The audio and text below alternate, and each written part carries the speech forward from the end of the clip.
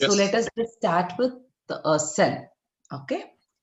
Yeah. So every living organism, what we see around, is made up of some basic building blocks, correct? So like how a wall is constructed using a brick. So every organism is made up of some unit. So this was termed as a cell.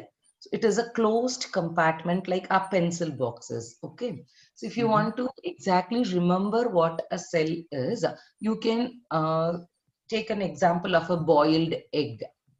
Okay. You have Okay. seen the boiled egg with shells, right? Those Yeah. shells represent the cell wall, which is in a plant cell. Okay. So Mm-hmm. animal cells will lack that particular layer. But when you try to peel the egg, you can see a thin white membrane layer inside, right? A very thin membrane used to come. So that I is a do. cell membrane, you remember. So Yeah. this is the outer structure of animal cell. So animal cell will lack the shell part, that is a cell wall. Only it has a cell membrane.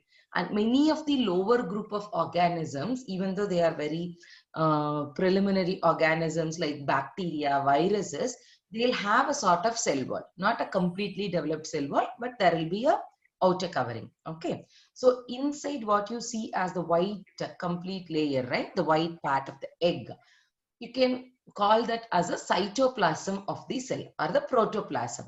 Okay, You mean the complete. shell, right? You mean the shell, right? Not the shell. Inside the shell, what you eat, the white Oh, portions, right? yeah. The Yeah. yolk part. Yeah. No, the yolk part is the nucleus. The other than the yolk, there is a white color portion, right? Yes, yes. Yellow is the yolk. The yellow yolk is like your nucleus. Okay, there will be a central part called nucleus that will carry all the genetic information. How an organism should behave, what color it should look like, what is its shape, how does it move, how does it eat, what type of nutrition it should take up. Okay, everything is decided by some codes that are written inside and kept in the yellow yolk. Okay, but the Mm-hmm. white portion does all the work. It has lots of working machineries which will do whatever instruction comes from this inside portion. Okay, so we'll study this step by step so you will understand. Now the screen Right? shows plant cell. Okay, you Yes. can see here it is a double walled, it is a cell wall, and then whatever you see here with this dotted, when I move the arrow, are you able to see? Yes, I can see the cursor. Yes. Okay, so this is the protoplasm region, and you can see many small organelle structures here, right? So these structures are called as cell organelles. And this empty portion here, you can see an air bubble kind of thing, right? Two air bubbles.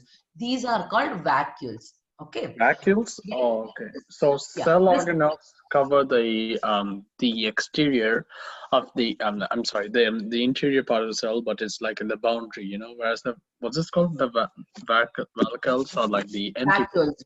vacuoles are air sacs. Okay. What are So they? air sacs, air filled bags. Oh, what? Okay. So why air is filled over there is when the animal cell or plant cell grows, like it increases its structure, it stretches and makes a stiff structure.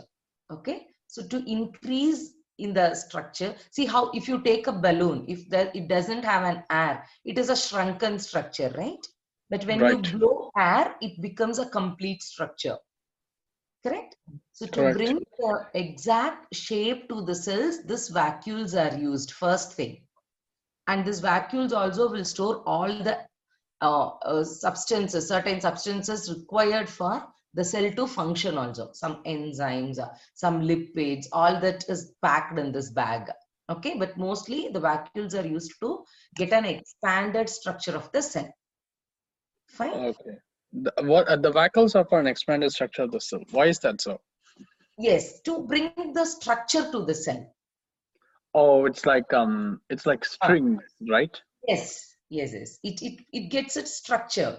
When the cell, if you take the cell and put it outside, when it starts drying, when all the water is lost from the protoplast, even the vacuoles, whatever it stores, it will be loosed. So the cell will shrink, right? When you put the greens for outside for a day's time, you cannot see the cells are stretched, right? All the leaves will just go dry.